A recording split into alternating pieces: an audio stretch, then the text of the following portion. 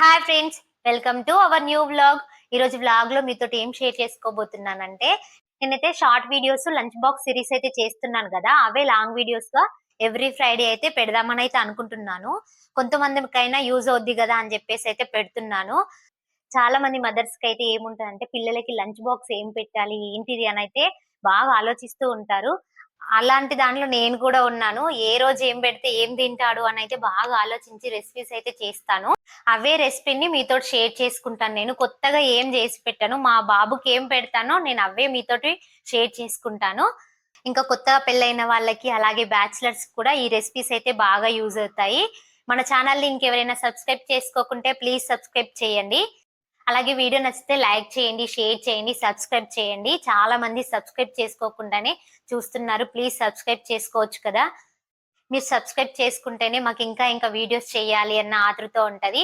అలాగే మీకు ఏమేం రెసిపీస్ కావాలి, అలాగే ఇంకేమేం వీడియోస్ కావాలి అనేది కూడా తప్పకుండా కామెంట్ చేయండి. వీడియోలు చేయడానికి అయితే ట్రై చేస్తాను. ఇప్పటికే లేట్ అయిపోయింది, ఇంకా రెసిపీస్ అయితే స్టార్ట్ చేసేద్దాం పదండి.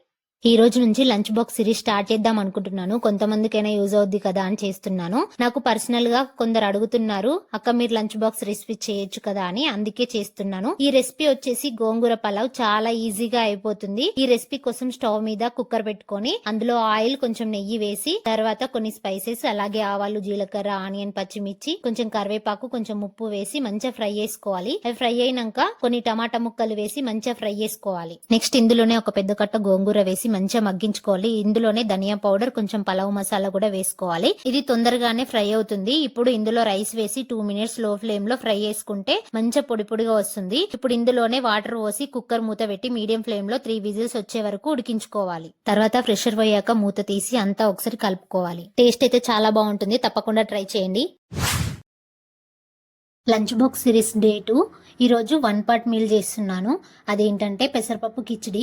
చాలా త్వరగా అయిపోతుంది. దానికోసం స్టవ్ మీద కుక్కర్ పెట్టుకొని అందులో కొంచెం నెయ్యి, కొంచెం ఆయిల్ వేసి అది వేడయ్యాక అందులో స్పైసెస్, కొంచెం జీలకర్ర, కొంచెం శనగపప్పు, కొంచెం మినప్పప్పు, ఆవాలు, ఆనియన్స్, క్యారెట్, ఆలు, కరివేపాకు, పుదీనా, పచ్చిమిర్చి వేసి మంచిగా ఫ్రై చేసుకోవాలి.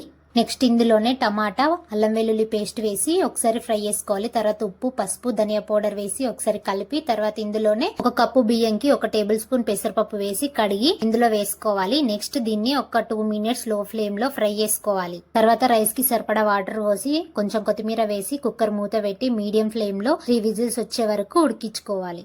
టేస్ట్ అయితే చాలా బాగుంటుంది, అలాగే హెల్త్ కూడా చాలా మంచిది.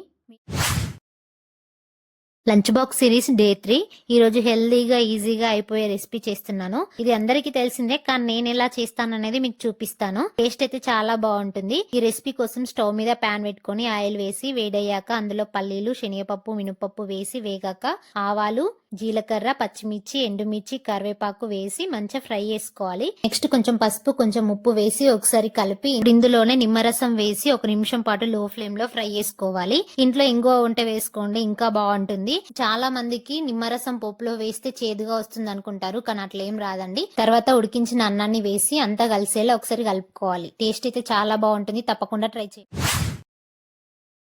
లంచ్ బాక్స్ సిరీస్ డే 4 పిల్లలకి, పెద్దలకి, ఎవరికైనా చాలా హెల్దీ రెసిపీ. లంచ్ బాక్స్ కి అయితే చాలా తొందరగా అయిపోతుంది ఈ రెసిపీ. కరివేపాకు తినమంటే తినని వాళ్ళకైతే ఈ రెసిపీ బాగా యూజ్ అవుతుంది. టేస్ట్ కూడా చాలా బాగుంటుంది. ఈ రెసిపీ కోసం స్టవ్ మీద ప్యాన్ పెట్టుకుని ఆయిల్ వేసి వేడయ్యాక కొన్ని పల్లీలు, శనగపప్పు, మినపప్పు, ఆవాలు, జీలకర్ర వేసి కొంచెం వేగినాక ఆనియన్ కూడా వేసి వేగనివ్వాలి. ఇవి వేగేంతలోపు మిక్సీ జార్ తీసుకుని అందులో 1 కప్పు కరివేపాకు వేసి అందులోనే కారానికి తగ్గట్లుగా పచ్చిమిర్చి, ఉప్పు వేసి కొన్ని వాటర్ పోసుకొని మిక్సీ పట్టుకోవాలి. నెక్స్ట్ ఆనియన్స్ వేగినాక పసుపు వేసి ఇందులోనే కరివేపాకు పేస్ట్ వేసి పచ్చివాసన పోయి ఆయిల్ పైకి తేలేంత వరకు ఫ్రై చేసుకోవాలి. ఇలా ఫ్రై అయ్యాక ధనియా పౌడర్ వేసి కలుపుకొని ఉడికించిన అన్నాన్ని వేసి మంచిగా కలిసేలా కలిపి ఈ అన్నంలోనే 1 చెక్క నిమ్మరసాన్ని వండుకొని అంతా కలిసేలా కలుపుకోవాలి. టేస్ట్ అయితే చాలా బాగుంటుంది, తప్పకుండా ట్రై చేయండి. అలాగే వీడియో నచ్చితే సబ్స్క్రైబ్ చేయండి.